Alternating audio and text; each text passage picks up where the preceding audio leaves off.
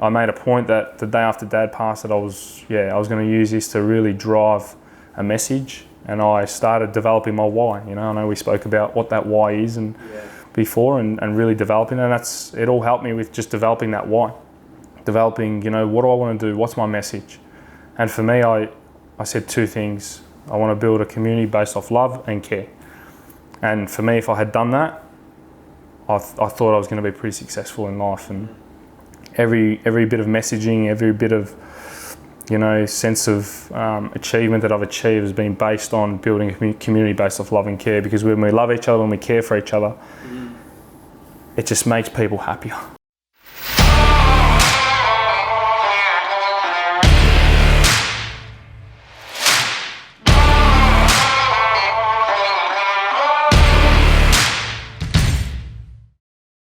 We are here today with Damien Bugeja.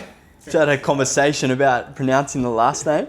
But man, we're so stoked to have you here. 2020 has been incredible for you already so far, which we're super keen to dive into. But how have you been? How have you been since the brace? It's crazy. I always tell people, they always ask me, what's been happening the last 2 weeks? And I'm like, it was such a whirlwind experience that I actually feel like doing nothing right now. Yeah. And people in the end kind of see the end result. They saw the 6 days of running, but this has been building up for 12 months. And I think I'm just at a point now where I kind of was always worried about, what was the after effect? What was the come down of being so high for so long? And the last 2 weeks has been quite euphoric. It's hard to explain. I can't explain the emotion, the way I'm feeling.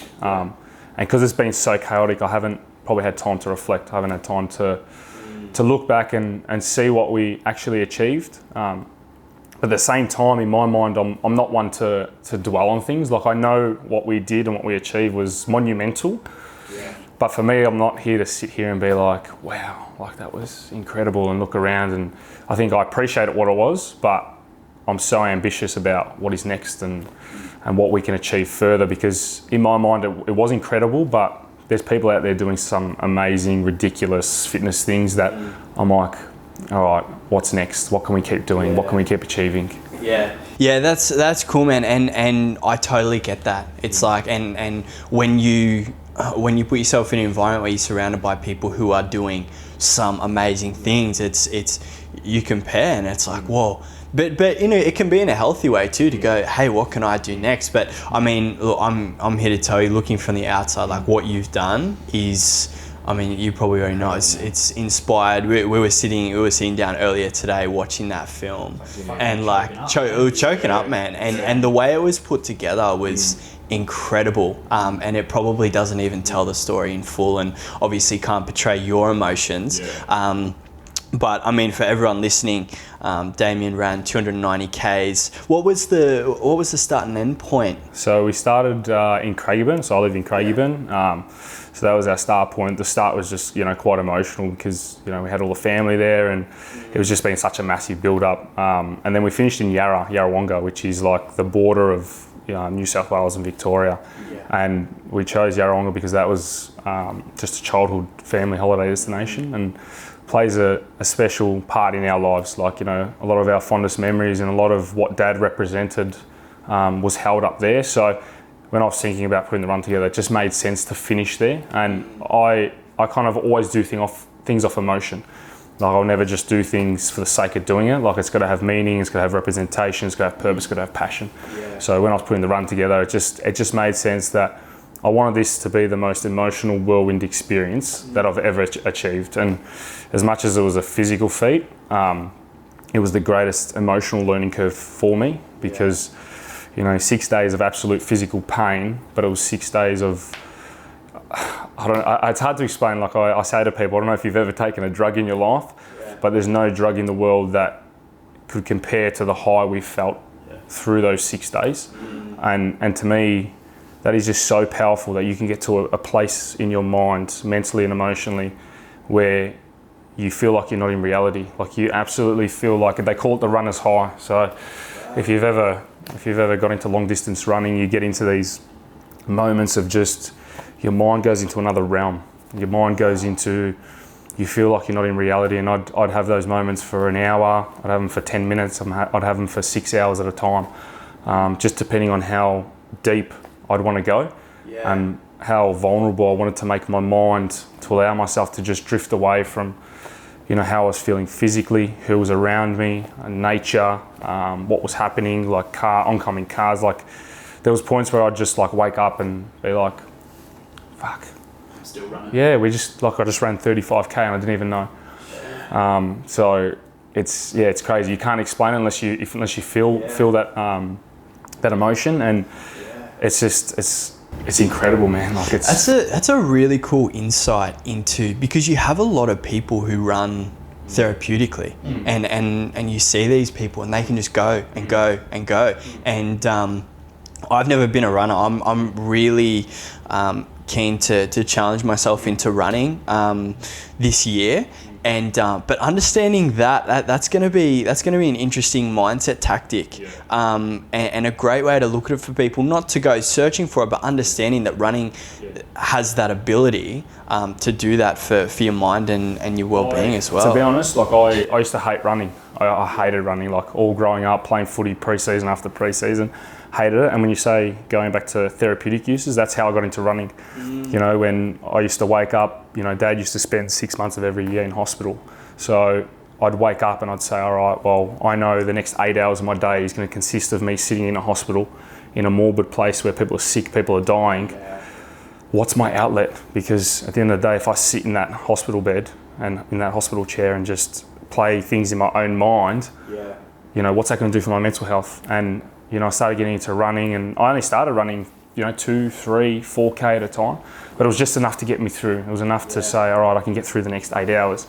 But then that 3, 4K turned into 10, turned into 20, turned into 40, and just turned into a point where I think there is some element of running where you learn a lot about yourself. And I'm all for team sports, and I had a conversation with someone last week, and I said, you know, if I ever have kids, and I pray that I do, that I'd definitely enroll them in a team sport, but I'd definitely get them in athletics, cross country, because there is something you learn about yourself during that time of just you, the pavement, nature, that is so powerful, and you learn so much like along the way.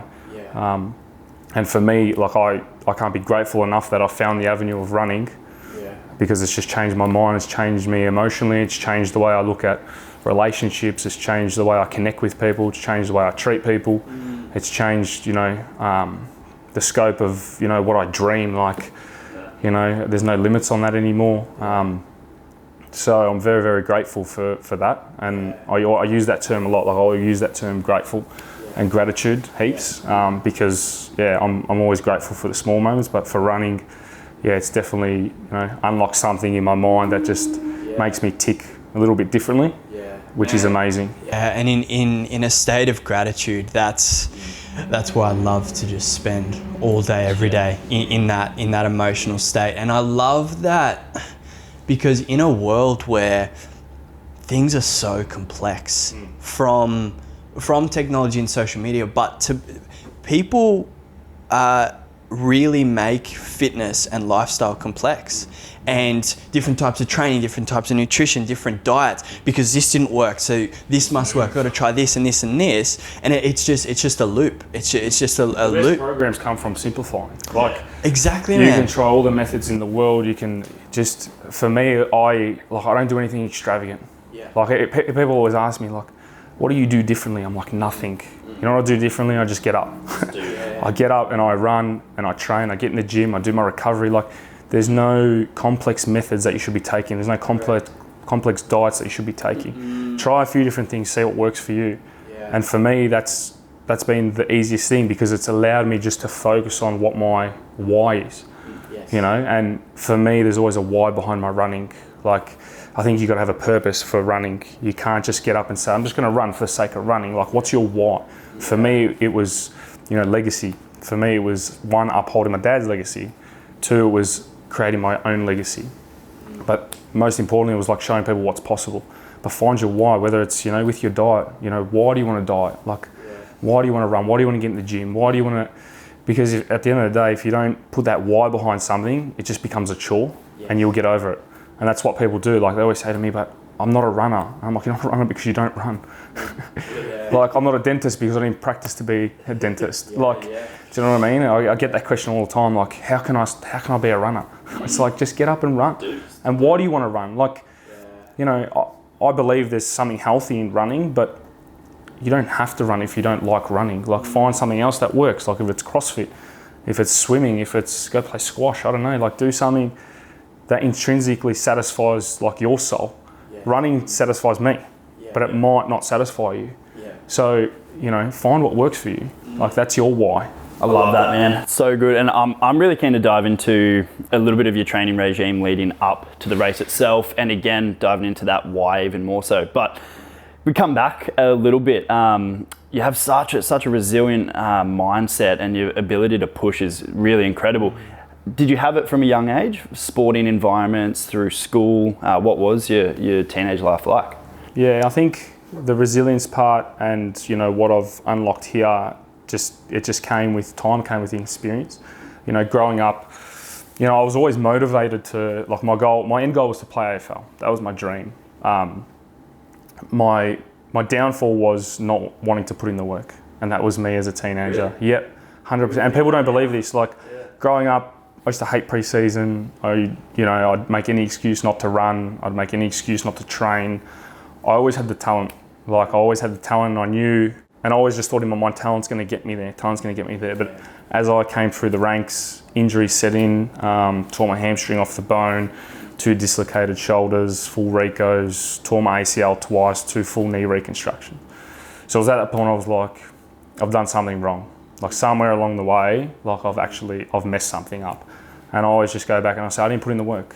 Like I wasn't hungry enough, I wasn't dedicated enough. I wanted to go through life and just think that talent was going to get me there, and it didn't. And do I look back and regret it? And I'm like, no, I don't, because, you know, if I look to what I'm doing now, you know, would I want to be playing AFL? Would I want to be doing what I'm doing now? And I'm like, if I had the choice, honestly, I'd rather do what I'm doing now. I'd rather be making the impact that I'm making now versus being on the stage playing on the MCG grand final day. The why is so much more. My why is so much more purposeful. My why is so much more passionate. I've got more enthusiasm for it. So when it comes to the resilience part, that didn't kick in until, you know, certain traumatic experiences came through. And, you know, once Dad started getting sick, that was when the resilience really, really started, because that's when I learned what it meant to, 1, be a man, but 2, I had to grow up really, really quickly. So I'm sure we're going to touch on that a little bit. Yeah, well, touching on that, growing up, because there was obviously a big shift, and like you said, it came from that traumatic. So moving through teenage years into through adolescence into your 20s, what was being a man for you? Well, to be honest, so Dad got diagnosed with cancer when I was 19. So I was at the peak of my footy career. I'd just come off winning the best and fairest at TSC Cup level. Went to draft camp, missed out on getting drafted, was playing VFL at the time. And I remember Dad went in for just a routine appendix removal at the hospital. And we were about 20 minutes into the surgery, and I remember Mum got a phone call and she walked 10 metres into the corner, and all I heard was like a massive thud. I just heard a thud, and I didn't know what happened. I looked around and I just saw Mum on the floor, and I saw the phone on the ground. So I rushed over, got Mum, picked up the phone, and it was Dad's surgeon. And I said, you know, what's happening? And they said, your father's riddled with cancer. We couldn't remove his appendix. We'll come chat to you in a couple of minutes. So it was at that point where I knew, all right, things are fucked. Like things aren't going to be good. You know, because when you get that from a surgeon, it's just, you know, you 19 years old, like you hear the word cancer, and you're like, the initial thing is, the first question you ask is, shit, how long? Like we don't say, all right, what's the treatment process? What is he going to survive? It's like, you know, for me, my old man was my superhero. Like my dad was my mentor. Like, yes, I used to look up to footy players and things like that, but for me, my dad taught me the most in life. So I was like, I'm about to see my mentor, my superhero, at his most vulnerable. So we spoke to the surgeons, and you know, they basically told us that, you know, it's not going to be good. Like, it's not going to be good. It's, you know, we're looking at maybe 12 months. So I went from that day going in for a routine appendix removal to then walking away saying, shit, I could live the rest of my life without a father, which for me was like, all right, I just knew then that we were going to be in it for the long haul. I knew my life was going to change forever. From that moment, I don't know what it was. I just got this sense of things were just going to be different. Yeah. I just knew that we weren't going to live ordinary lives, and then we started going through the process. Okay, what's next? Dad didn't really know what was happening, and we chose not to tell him straight away. We just thought, let's get the proper information, let's get the proper diagnosis, and we'll just work it out from there. I've got a brother who's 4 years older than me. I come from a European background, so mum was pretty dependent on my dad. So, we spent pretty much the next 4 to 5 years dealing with a cancer battle. So at 19, I became a full-time carer. Like I quit my job, I quit uni, I quit my social life. I still played footy, but I wasn't able to live that 19-year-old life. So I became a full-time carer and looked after Dad for about 2.5 years. So when you say, learning to be resilient, I tell this story all the time, when you see someone faced with death, then you'll see real fear. Like you'll see what it means to be scared. You'll see what it means to be afraid of life. You'll see what it means to be vulnerable. And that's why I find it so easy to be vulnerable now, is because I watched my dad deteriorate over 5 years, and I saw things and did things that most people wouldn't have done by the age of 22, 23. I had to take crash courses on how to inject my dad with morphine. Dad ended up having an ileostomy bag, which meant his large bowel was on the outside of his stomach. So if he had to go to the toilet, it would just leak into a bag, and that had to be changed every day. So I had to learn at 20 years old to change that bag constantly every day and look after him. And Dad had a lot of major surgeries, and one of the side effects of the surgeries is sometimes when you get cut from the bottom of your chest to the bottom of your stomach, you end up developing these holes, these little craters that build in your stomach. So I remember just looking at the inside of Dad's guts for probably 3 years, having to clean it constantly every day with saline, and it was brutal, man. And I don't wish it on anyone. I pray that no one ever has to go through that, but at the same time, I'm very grateful that I went through that. Sure. I'm very grateful that I was able to help Dad, and I was able to, be that carer for that 5-year period, because, there's probably a lot of people out there who either just can't stomach something like that, or mentally wouldn't be able to hold up. So what I learned in that 5-year period, when you see someone, like I said, faced with death and going through a cancer battle, it's so traumatic. And I remember there'd be points where people think, oh, you got through it, and it's like, yeah, but you didn't see what happened behind the scenes, and I didn't release, but for the first time I told some of the stories that how I was feeling throughout that whole process. And I remember walking through the kitchen, and I'd pick up a knife, and I'd poke my wrist, or I'd poke the knife just on my chest, and I knew I was never going to do it, and I knew I didn't have the balls to go through with it, but I just wanted to feel that little bit of pain of, what would it actually be like? What would it actually be like if I got that knife and I just put it through my chest, or I just slid it through my wrist? And I think for me, looking back at that, I'm grateful that I never did something like that. I never went through with it. It's quite daunting to look back and even just tell that story. And Dad's been passed away for 3 years now, and I only told that story to my family on the weekend. It was the first time I ever said it at the gala. I stood up and I was like, I feel comfortable enough and vulnerable enough to tell that story. And I remember I shared it with Maddie when we were at the Lulu retreat. I shared that with him, and I think that just opening up that conversation with him, who he's been through suicide attempts and things like that, but walking away from that experience and getting through it just allowed me to open myself up to people. It changed my life forever. So do I wish things were different? Yeah, of course. I'd love to come home and give my dad a shaka and ask him how his day was, but at the end of the day, I'm very grateful for the life I live now. I'm very grateful that I have family and friends that love me, care about me. And that's amazing. Like I wouldn't change things for the world. Yeah. And like through that time, I'm just trying to comprehend it, man. It's far out. You know, you were the carer and you were the one stepping up in that role. Did you have people that you could fall back onto, or did you feel like you were burdening your family members if you were telling them about your problems that you had going on? Like, were you open? Yeah, like, so I was in a relationship at the time as well.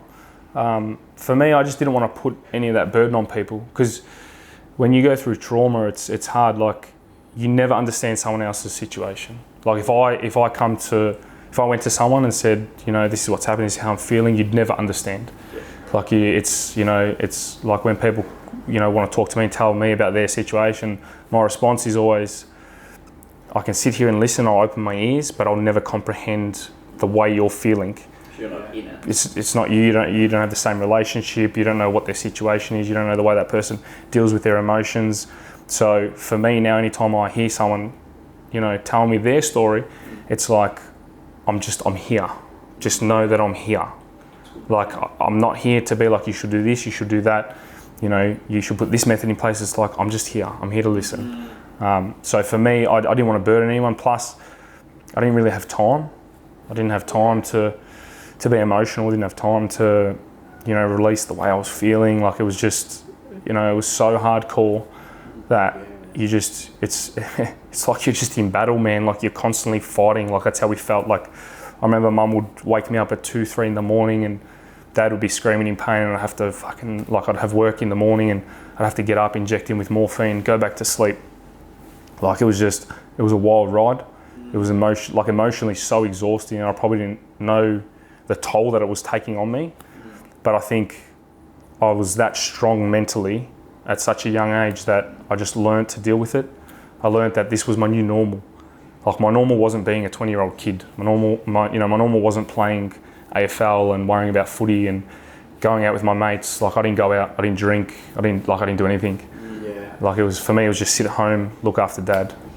It's something you said just there reminded me of the book Man's Search for Meaning, which is a guy's recount of the events from the Nazi camps and around that time. And they talk about, for the first couple of days being in that, it's like the pain you feel, the fear, all that kind of stuff. But after a while, it gets to a point where you're seeing dead bodies, you're seeing torture, hearing screams, and there's nothing. You're just completely numb to it. That resilience that you built, did it build numbness in a way to the trauma, and I guess visually seeing it, feeling it, hearing it, all of that kind of stuff? Was there a numbness? 100%. I think it just becomes so normal that it's like there's nothing else happening around you. Yeah. It's like this, I'm entrenched in this one thing that's happening at home. And because I lived at home, I was home, you know, all the time, that you become numb. Like, it's sad, but not numb to the point where you suppress it. I think that's the point where you can go wrong a little bit, and that's where you fall into mental illness. Like, I knew, I was well aware of what I was feeling emotionally, and I was well aware of, the way I'd react to situations, and if for some reason I'd get frustrated, I know why and where that frustration came from. So I made myself numb, but to the point where it just allowed me to be present. I think you can feel a sense of numbness but not be present. But I think it was important for me that Dad needed me there, my mum needed me there, like my brother needed me there in that moment. So the numbness feeling is not something that I thought was a negative thing. It was just a sense of, I can't keep feeling those emotions and negativity constantly, because it's not going to allow me to be the person that Dad needed me to be in that time. Just looking at things objectively, think logical, and do what needs to be done. Yeah, that's fascinating, man. And I love that. Obviously, you built an incredible emotional intelligence around that, and that's funny. You bring light to that, and you explain it that way. It because I love to know where these emotions are coming from, where's this thought coming from. And I've actually had people tell me that in itself is a negative thing, thinking too deeply, diving too deep into it. But man, like that feeling of not having those suppressed emotions and understanding it and really be able to dive into it has helped me in so many situations. And I think the light that you brought to it brings it all together. And so that was going to be one of my questions is, was there ever a breaking point for you during that time? Obviously, it sounds like you were able to control the emotions as they come up, deal with them then and there, so not suppress them as much. But was there ever a point where things were too much? Yeah, 100% there was, like, but not to the point where I'd do anything stupid, if that makes sense. Like, you know, there was points where I'd just cry uncontrollably, and you know, little things, like little triggers, like I'd be in the car and it'll be something simple as like a song would come on that would just have a certain lyrics, and I'd just sit there and I'd just bawl my eyes out, like, and yeah, it was just a simple thing, something someone said, like, or if someone brought up a story about what they were going through, or just little things that used to just trigger it. But I think what was important for me and what's important for like a lot of people is allow those emotions to come in, like, you know what I mean? Like, one thing I really, really learned is, like, everyone wants to get rid of those negative emotions. Don't let them in, don't let them in. It's like fucking bullshit, man. Like, bring them in. Like, allow yourself to feel angry. Allow yourself to feel vulnerable. Like, allow yourself to feel frustrated. Like, you know, don't be like, no, I can't be angry at this point. It's like, well, yeah, man. Like, let them in, because you know what it does to you. Like, I know when I'm frustrated, I know what happens. You know, like my body temperature goes up. Like, you know, the way I talk to people, like, understand what it does to you. What is the flow-on effect of you feeling frustrated and angry? Because that will just give you the innate ability to know how to flush them out and bring those positive energies back in. Like, it's all control. Like, you know, even with my run, like, I knew there was points where I was going to feel like absolute shit. Just embrace it. Allow yourself to feel, you know, that negative emotion. Because it's all part of life. Like, adversity is part of life. Vulnerability is part of life. Anger is part of life. You know, feeling like shit is part of life. Embrace it. It's going to happen. Don't think that you're never going to go through anything and you're never going to feel that emotion. So I remember I said in one of my vlogs on the run, I was like, I hope something goes wrong.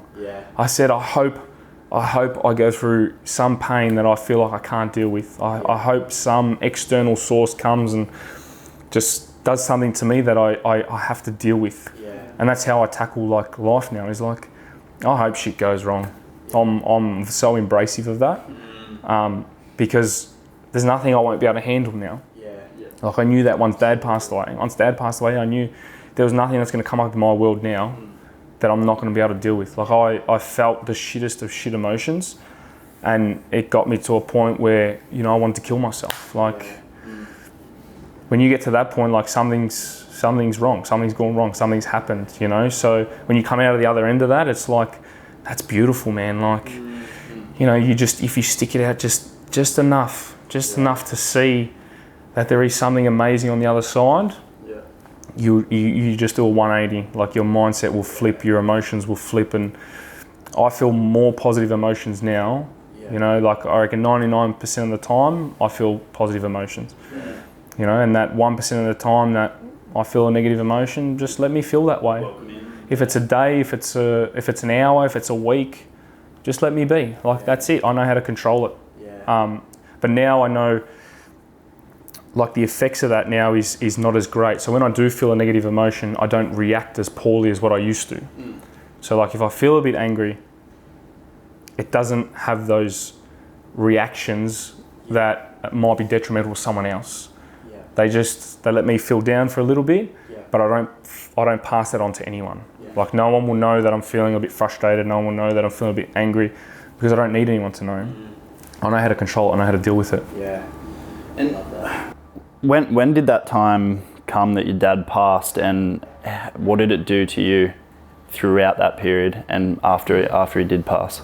I think for me, what I learnt was once Dad passed away, it was a sense of relief. And I know it's hard to tell people that, and people won't understand, but in the end, like the last sort of 12 months, I was hoping Dad would pass away, and that's pretty shit to say, but not from my perspective. Like I would have spent the rest of my life just doing what I had been doing. If I had to look after him, I would have. Yeah. But to see him in pain the whole time, every day, like it's not like it would be, all right, today he feels good and then tomorrow he felt shit. Like it was just like, I just knew every day that he would wake up and I'd wake up, it was going to be shit. Like there was going to be some sense of pain. So when Dad passed away, it was like, all right, I had this massive relief. And I said to myself, I said, what's grieving? Like, what is it? Like, try and explain it to me. Like, I come from a European background, and you know what it means is you wear black for the next 12 months, and you mourn and you cry, and you sit in the corner, and I was like, fuck that, man. Like, I don't want that. I don't want that. So I like made a vow to myself that I wasn't going to mourn. Like, I didn't need to mourn. Like, what am I mourning? Like, yeah, I knew I was going to lose him. So why do I have to sit back and mourn something that I could potentially turn into a positive? And that's what I kept telling myself. I'm like, I can use this powerful tool to make people see like what is possible from a trauma point of view, because you know the chances are that we're all going to go through some traumatic experience, and that's just a fact of life. But I was like, I'm not going to sit there and mourn and put myself in isolation and cry and feel like the world has happened against me. Yes. You know, so I made a point that the day after Dad passed, that I was going to use this to really drive a message, and I started developing my why. You know, I know we spoke about what that why is and before, and really developing, and it all helped me with just developing that why, developing, you know, what do I want to do? What's my message? And for me, I said two things. I want to build a community based off love and care. And for me, if I had done that, I thought I was going to be pretty successful in life. And every bit of messaging, every bit of, you know, sense of achievement that I've achieved has been based on building a community based off love and care. Because when we love each other, when we care for each other, it just makes people happier. Like, you know. And the other thing that I said was, I'm just going to continue to smile. Like, and you'll speak to Matty when he comes on, and he has the same philosophy. Smiling changes your day, changes someone else's day. So I was always like, I'm just going to continue to smile, continue to build this community, going to continue to love people and continue to care for people. You know, when I ask people how you are, like it's not, you know, how you're going and walk off type of, it's how you going. Like I'm genuinely interested. Like I just want to be as authentic, as real, as open as I could to people, to make people feel safe. And that's when I said before about making people feel safe. Like that's why I build this community off love and care, because when you love someone, when you care for someone, they'll open up in ways that you probably didn't think was possible and they didn't think was possible. And that's what I love. That's what I love with what we've achieved with the run, with, you know, everything that we've done, is we've made more people love each other. We've made more people genuinely care. And there's power in that. Yeah, and I love that too, because it's that's a long-term game as well that you're playing, and I learnt the power of the long-term game. I spent some time in Bali recently on an immersion, and learning a lot about the guy who was running it. Was talking about how people's perceptions of his and his choices and what he does and who he is has created a lot of not stress, but there's a disconnect with him and his family. There's a disconnect with people he went to school with. There's this, but he's been through a lot, and him going through that, knowing who he is now, he's like, in time they will understand. And that's tough. And when I came back from that, I came back with a lot of perspective shifts, and it was really hard for people who I was used to being around to handle that. And you see their reactions to that, and that's really difficult. But if you show up and you believe in that and you understand that, and it's like you're talking about the sense of relief that you had with your dad. Like, a lot of people won't understand that. But that's the truth. And when you back it up with everything else that you've talked about, in time they will understand. And that's what becomes so much more powerful, is the fact that you were there, you were waiting, you were still smiling, and when they were ready and when they accepted that, it makes it that much more powerful, rather than just holding it back and trying to make people happy right now. It's like that. Well, the thing is, like, the initial stages of people is jealousy. Like that's blatantly just being honest, and that's from my experience when I first started doing all the run stuff. It was a sense of jealousy. And one thing I kind of said in my mind was, okay, like, you're always going to have people who, one, don't agree with what you're doing or are jealous of what you're doing. But when I started creating the community and building up what we were doing, I always said to myself that my number one end goal is to bring people up with me. You know, you see people out there, they go out and achieve extraordinary things, but it's out of self-interest. Like, it's to put themselves on the pedestal. And I always said, whatever I achieve, I just want to make people around me get better as well. Like, I want to make, you know, as much as I'm coming up here and we're all on the same level and we're trying to achieve something, it's like, how can I make other people better? And how can I remove that jealousy? Because I'm not in it for my self-interest. Like, for my run, like, it's not about, I don't give a shit that I ran 290 Ks. Like, if I had to run 10K, I wouldn't care. But it was what we achieved outside of that, you know. Like, I talked on the weekend at the gala, and it's like, the numbers that don't matter are, I ran 290 Ks over 6 days. We had, you know, like 2,000 meters elevation. I said, they're the numbers that don't matter. I said, the numbers that matter is we've raised $60,000 for cancer research. We had 30 people run with us, and 28 of those people ran PB distances. The conversations, you know, we opened up 3,500 conversations about what's your next move? What do you want to achieve? For me, they're the numbers that matter. And the more messaging we pushed around that versus the 290K and the 6 days and the X amount of meters of elevation, people started realizing the authenticity in it. And that's the message I'll continue to push. Anything that comes up now, and any, you know, physical challenge that I go through, it's not about the kilometers we run, the distances. It's got nothing to do with that. I couldn't care less. That is a byproduct of what we're trying to achieve. Is I'm able to allow myself to physically challenge who I am as a person. But, you know, there's people out there that ran with me that had never ran before. You know, there's people out there that had, the furthest distance they run was 10K and they ran a marathon. Like, that's power. Like, that is showing people that you can push the norm. And the great thing is I'm a normal kid, man. Like, I don't come from anything special. I don't, you know what I mean? I don't come from a rich family. I don't come from a family that allowed me to push myself physically from a young age. Like, I just chipped away each day, and you know, I didn't wake up, you know, 2 months ago and be like, oh, I'm going to run. You know, I set out on this journey 12 months ago. And I just put in the work, and that's it. There's no magic pill. There's no. And I guess the magic pill is the purpose behind it. When you've got a deeper meaning as to why you're doing something, the human body's fucking amazing as to what it can do. Like, you would have been in the trenches, man, some days. Like, the back end of that vlog, you looked like almost lifeless. Like, and you were but you knew what you were doing in that moment and why you were doing it, and you just did.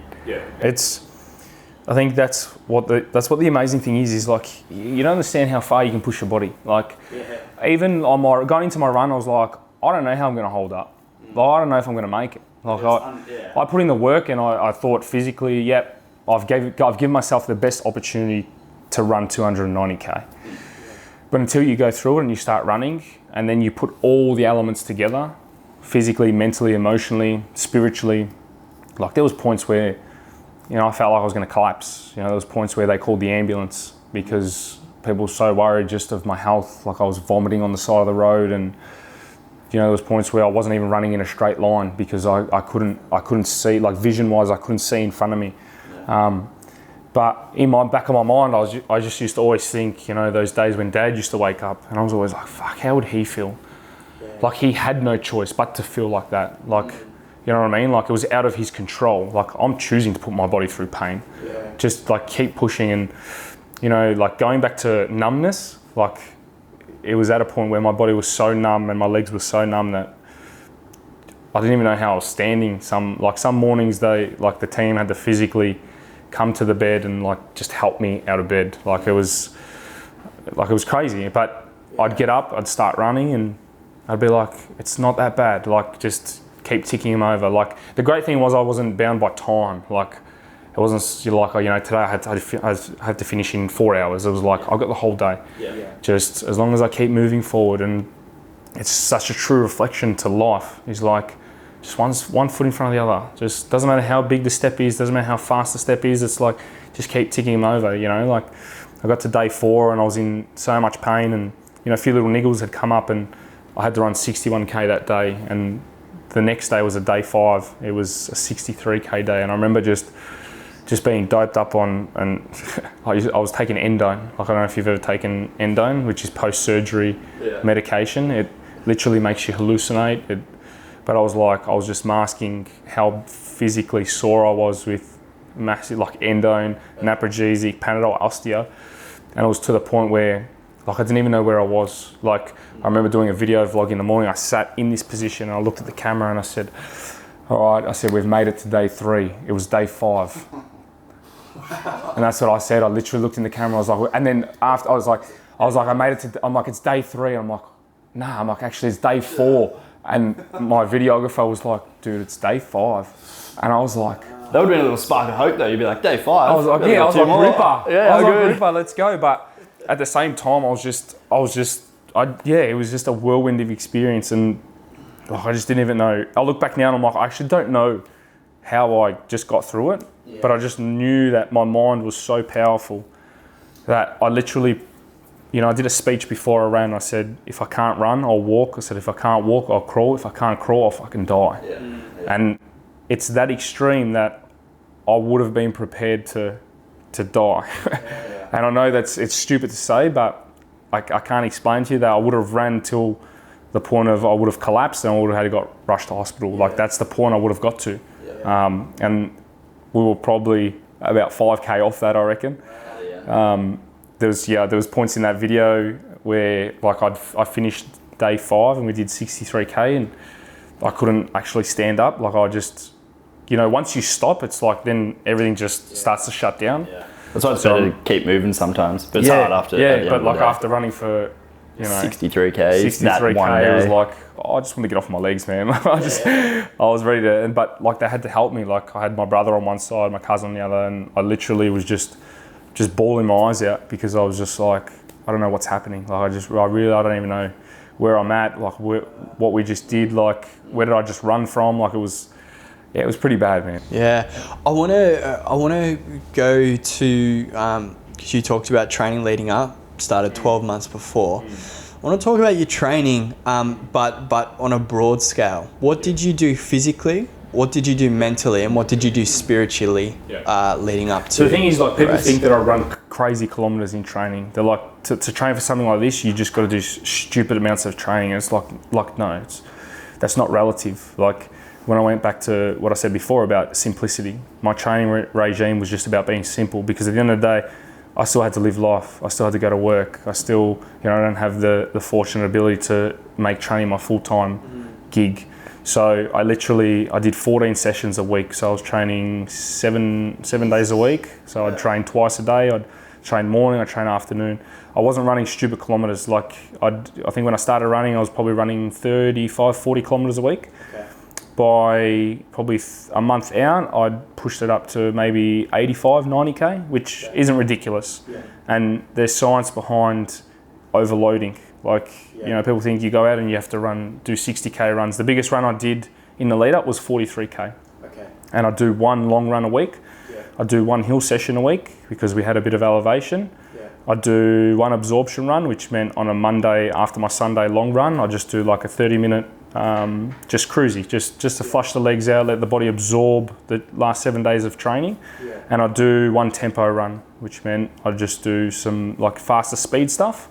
And that's it. I ran 4 days a week. In the lead up, in the start, I ran 3 days a week and just built my body up because you should only load about 10%, like increase your 10% by 10% each week. So there was a lot of strength involved as well. Like I'd worked a lot on just lower body strength. So I was in the gym 3 days a week, just working on just lifting heavy, deadlifts, squats, lunges, just really strengthening just like my joints, because that was the biggest thing. It was like, I was always worried that, you know, especially having 2 ACL recos, I was like, I didn't know how my knees, my ankles were going to hold up. So I spent a lot of time just lifting heavy. Like I'd do, you know, 5 sets and just do like 3 reps, but like squat, you know, 170, 180, 190 kilos, like really, really load up. And that was a conscious decision I had with like my trainer. But then at the same time, I'd go to yoga once a week. I'd go to Pilates once a week. I'd swim once a week. And then I'd just do a lot of stuff at home, like breathing wise. I used to do a lot of like breathing techniques. So I'd sit and just, you know, hold my breath for like long periods of time and just really like suck in oxygen. So I'd just sit in my lounge room, cross my legs, hands down. It was almost like a form of meditation without it being meditation. Yeah, sure. But I was just increasing my lung capacity because... Learning to oxygenate your body as well, man. Yeah, because like when you're running for such a long period and then, you know, fatigue sets in, and the only thing that I used to go back to was my breathing. My breathing allowed me to, you know, work on my technique, my running technique. Like when you fatigue, most people, it's like anything, you're in the gym, you're in the gym and people fatigue, and what's the first thing that goes is their technique. They stop breathing properly and everything just goes to shit. So I was like, all right, if I just focus on my breathing, and I don't meditate, I'm not a meditator. I can't sit there for long periods of time and meditate, but I'll meditate through my running. I meditate through, you know, while I'm training. Like that's my form of meditation, is like, you know, like I said before, there'd be points where I could just wake up and been running for an hour, but that was my meditation. Yeah. But I learned that through my training. I learned that through doing all the breathing stuff, through the techniques and things like that, that I learned to be able to zone in during my running. Because you have to, like when you're running for 3, 4, 5 hours at a time, it's hard to just be mentally there constantly. It's like, all right, how do I zone out for a little bit? Yeah. And that was pretty much my training. Like, I think that was pretty much enough to physically condition myself, but I always wanted to work more mentally. So I'd always put myself in positions where I had to train under fatigue. So I always said to myself, when I was talking to my coach, my long run day was on a Sunday, because I knew on a Sunday that was going to be when I was most fucked up. Yeah.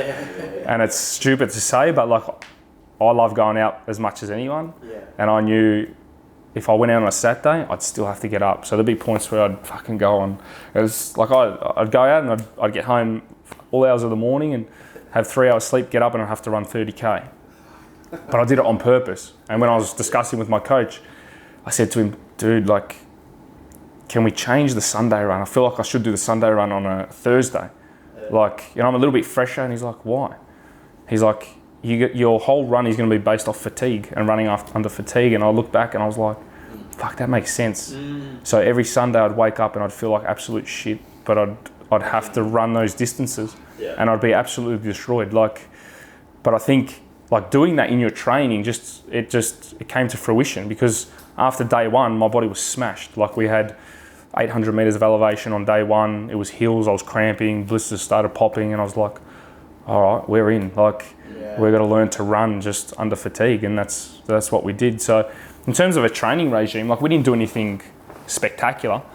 You know, we did a lot of recovery things, the normal stuff, ice baths, saunas, massage once a week, chiro once a week. Yeah. But I spent majority of just that 12 months just prepping and training. Like, I didn't work as much. I held back on that.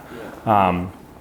And that was a plan, that was a strategy we put in place. And I feel like, we physically went in as best as I could, especially not coming from a runner's background.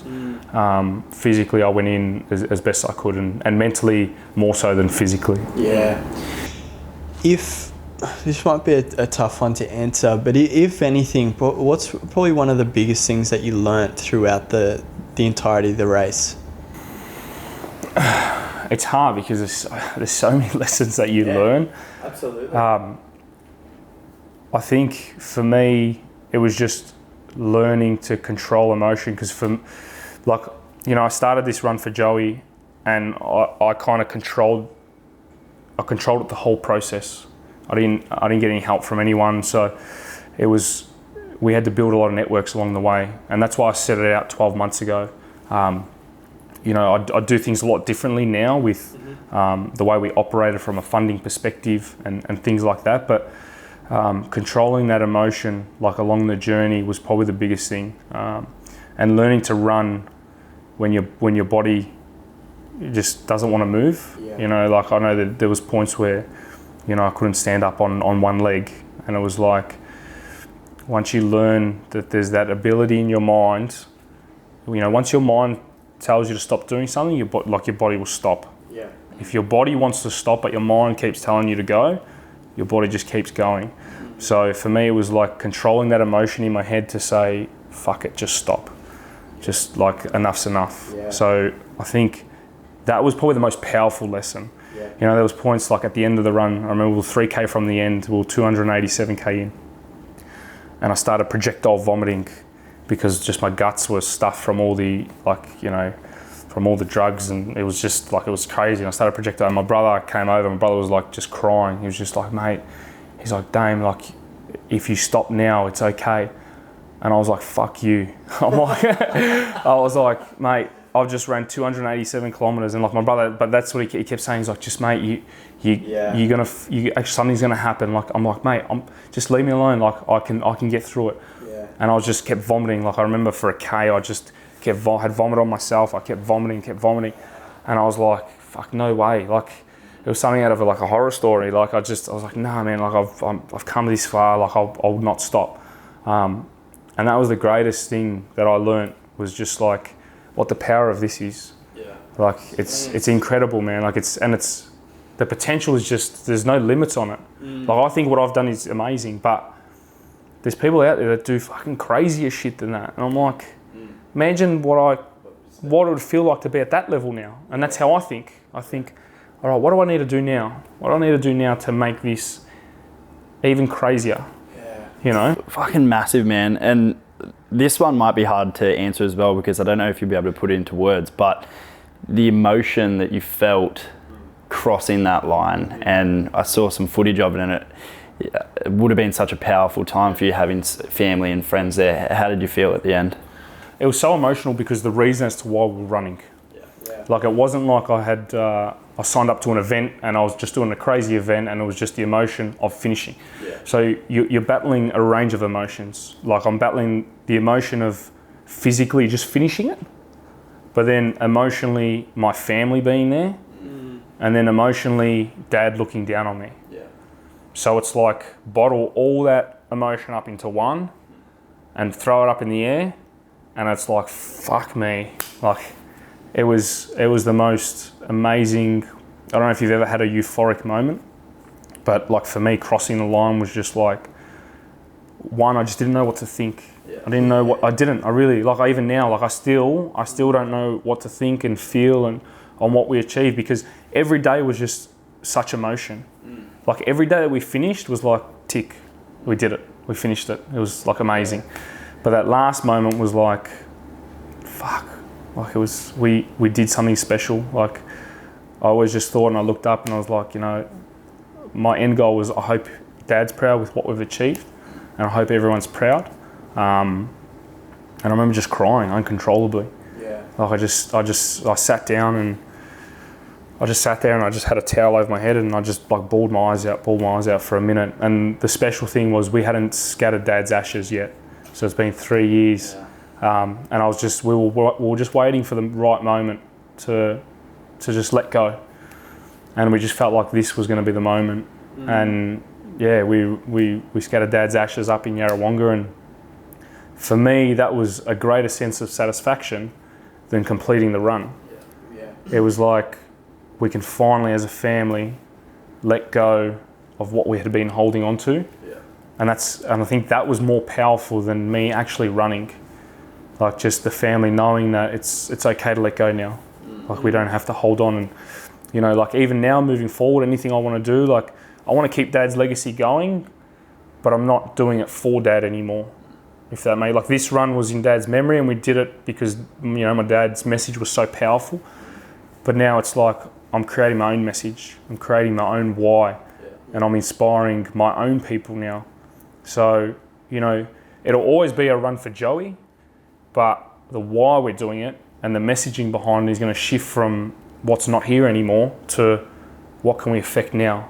What's in front of me? Yeah. How can I inspire the people that are here and need to be inspired? My dad doesn't need to be inspired. My dad's not with us anymore. Yeah. He lives in my spirit, and I'll always be grateful for that. But how do I take that messaging now and shift it to what we can actually affect directly? Yeah. What do you think, having the relationship that you did with your dad when he was here, and then going through those years with him having cancer, what do you think he would have said to you when you finished? One, he would have said, "You're fucking mad." Yeah, he would have said. My dad was a no fuss type of guy. So if I had been doing all this for him, but I think he would have just said, like, keep pushing.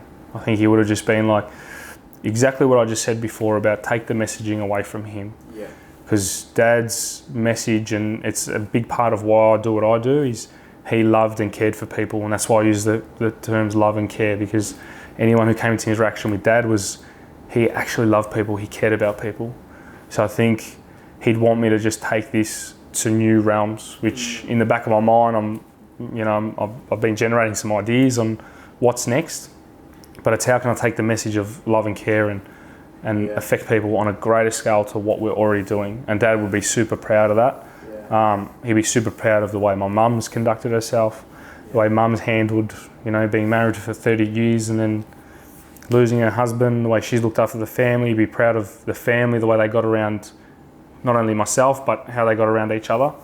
And open up those conversations with them, because like I said, coming from a European background, we don't open those conversations. Those conversations aren't there. We get sheltered, we get nurtured, but we don't open up those vulnerable conversations. So I think Dad would be super proud and super humble that he had that effect to be able to allow me to open up that vulnerability within the family, which has been amazing. Yeah, man. And look, I think Australia is very similar in that sense as well. And it takes people like yourself and like a lot of people doing these things to really move that needle forward, and understanding, like I said before, it's that long-term game, and it will shine through. That love and that care will shine through, and it already is.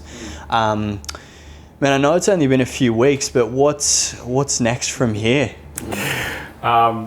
Rest and relax. Yeah, I'm kind of at a point now where I'm like, I don't like to rest too long. Like, I've got to start working, like start getting back into it. Like, and I'll just give myself the time to get back into it. Like, I'm not phased about running tomorrow or running this week, or it's like I go by feel. Everything I go by is just feel, the way I feel.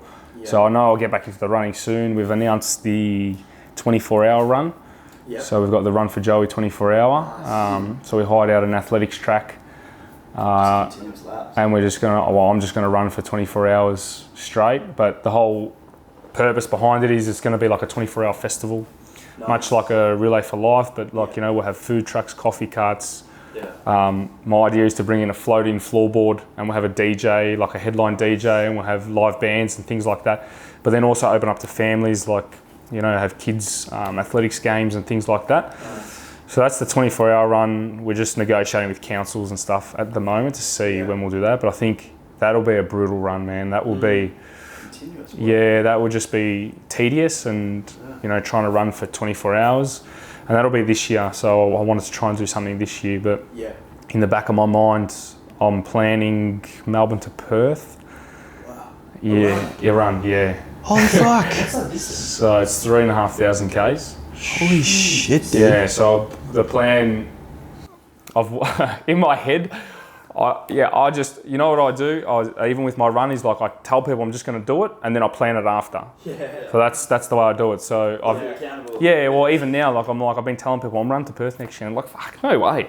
I was like, I'm going to run to Perth. Like, I promise you, I'll run to Perth next year, and it's 3,500 Ks, and I was like, all right, if I do 80 marathons in 80 days, I'll make it to Perth. So whether I do 80 marathons 80 days, or I say to myself, all right, I'm giving myself 100 days, and I've got to make it to Perth in 100 days, which gives me 20 rest days. It gives me time to either, if something goes wrong, I've got that leeway. But I'm thinking I might just try the 80 marathons in 80 days. Yeah, okay. Because why not?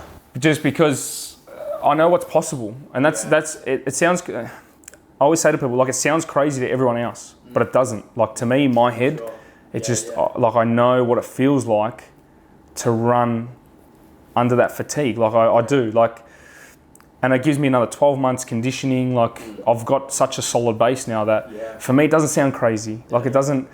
And my whole thing now is like, I just want to do shit that people don't want to do. Yeah. People wouldn't put in the work to do. Like, everyone's, you know, doing stuff on their own level. Like, this is my level now. Yeah. Like, I know that, you know, Melbourne to Perth would, one, change my life, but it would change the way people look at what's possible. That 4-minute mile. Yeah. Yeah. And it's crazy. Like, once someone does something like that, people just start to think, oh, maybe I can do it. Yeah. But even if I just give people that 5% hope, like, you know, that.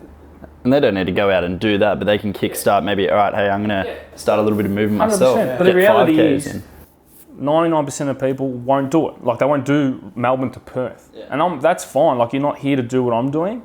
You're here to do what helps you along, you know? So if that means just getting out of bed one day and even just going for a run. But I feel like, as much as it's for other people, I'm doing this for me too. Like, this is for me to see how far I can push my limits. Because I'm much like you guys. I read a lot of books. I listen to a lot of podcasts.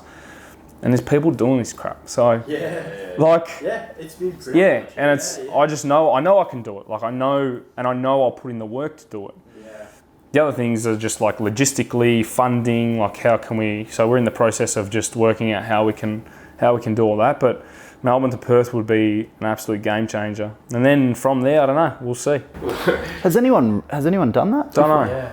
Don't know. Nor do I care, really. Yeah. Like, for me, it doesn't bother me. Yeah. Like, I'm sure someone's attempted it, someone's done it, but I'm not going to look into it and how and why and what they did. Yeah.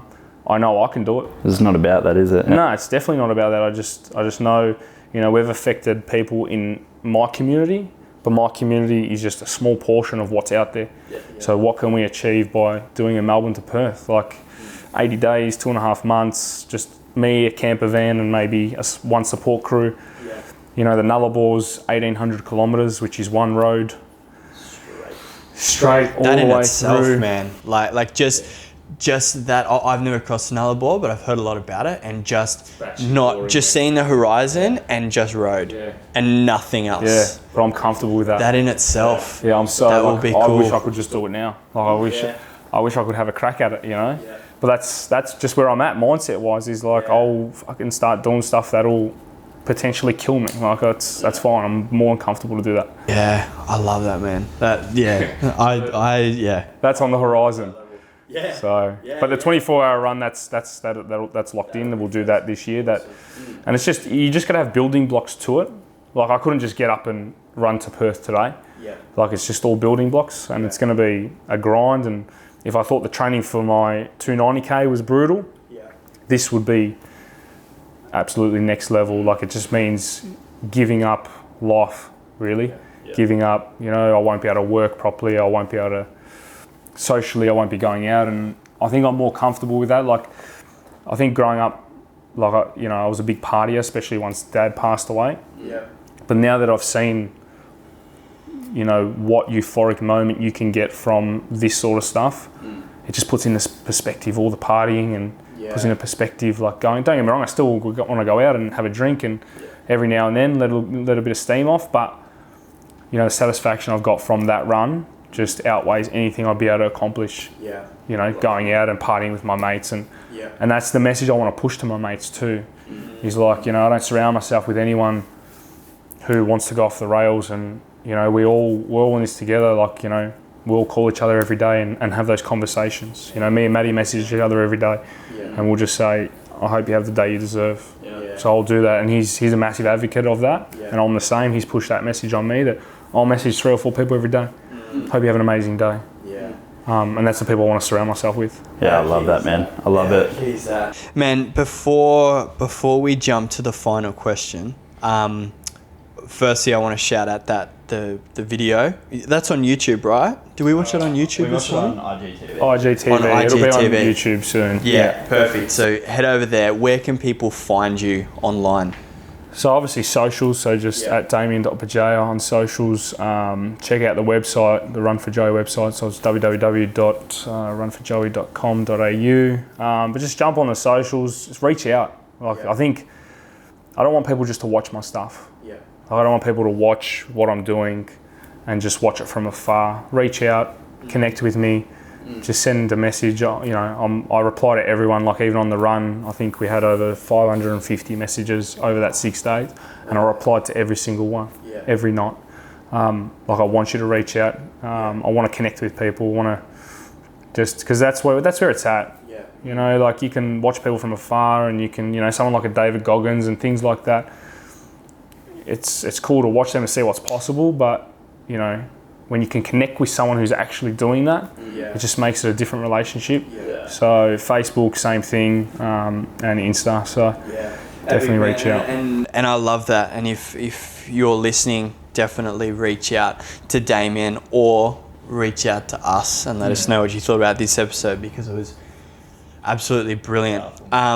Final question. You go back to, I'm just trying to picture the time. Like either maybe after your father passed, or maybe even in the depth of that run. Actually, no. Let's dive into the time around the time when you found out, because that time looking after your dad, you learnt a lot.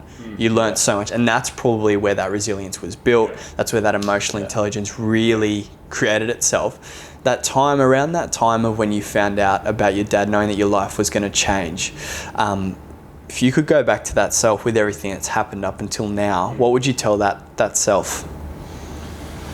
I think for me, it'll just it'll be around, it's going to get better.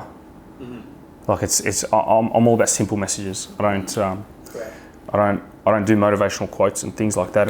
For me, it's simple messaging, and the tough times never last. And that's one thing I learned along with Dad. It was like, you know, people go through tough times and they always think this is how it's going to be for the rest of my life. And it's like anything you go through, it's not going to last. Like it doesn't. It can't. Life's too beautiful. Life's too great. People are too amazing to allow that to last. And I'll finish on this, but I learned 3 lessons along the way, and one was about resilience. So when, you know, I was looking after Dad, I learned how to be resilient. When Dad passed away, I learned how to be grateful. I learned how to be grateful for life. I learned how to be grateful for the small moments. I learned how to be grateful not for buying houses, buying cars, getting married, having kids. I learned how to be grateful for the one-on-one conversations. I learned to be grateful for, you know, that little smile from across the room, that little small gesture, that little, you know, how are you? But the biggest lesson I kind of learned was, I remember 2 days before Dad passed, he was sitting in the hospital bed and he was basically unconscious, and I had to tell him that this was going to be the end.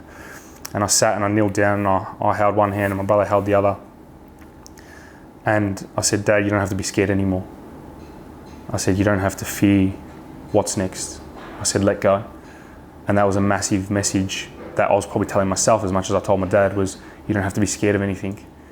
So now that I look back, I would have told myself, don't be scared. Don't be fearful of what's going to happen next. Because look where we are now. Look what we've achieved. Look what we've accomplished. So there are 3 messages that I always want to pass on to people. Be resilient, be grateful, never fear anything.